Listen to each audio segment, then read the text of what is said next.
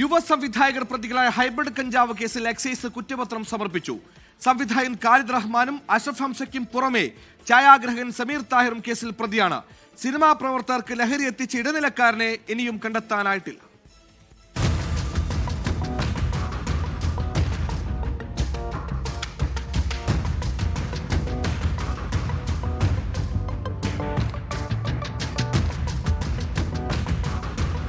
April 27-നാണ് എറണാകുളത്തെ ഫ്ളാറ്റിൽ നിന്ന് ഹൈബ്രിഡ് കഞ്ചാവുമായി ഖാലിദ് റഹ്മാനും അഷ്റഫ് ഹംസയും പിടിയിലായത്.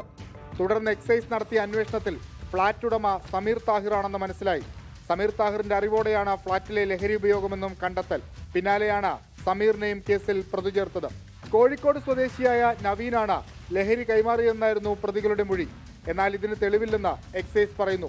എക്സൈസിന്റെ പ്രത്യേക അന്വേഷണ സംഘമാണ് 6 മാസത്തിനു ശേഷം എറണാകുളം ഫസ്റ്റ് ക്ലാസ് മജിസ്ട്രേറ്റ് കോടതിയിൽ കുറ്റപത്രം സമർപ്പിച്ചത്. സിനിമാ മേഖലയിലെ ലഹരി ഉപയോഗത്തിലേക്കടക്കം അന്വേഷണം നീണ്ടിരുന്നുവെങ്കിലും കാര്യമായ തെളിവ് ലഭിച്ചില്ല.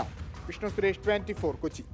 ലോകത്തെവിടെയായാലും ഏത് സമയത്തും 24 വാർത്തകളും ഓഗ്മെന്റഡ് റിയാലിറ്റി പാക്കേജുകളും എക്സ്പ്ലെയിനറുകളും വിശദമായി കാണാൻ ഞങ്ങളുടെ യൂട്യൂബ് ചാനൽ നിങ്ങൾക്ക് സബ്സ്ക്രൈബ് ചെയ്യാം.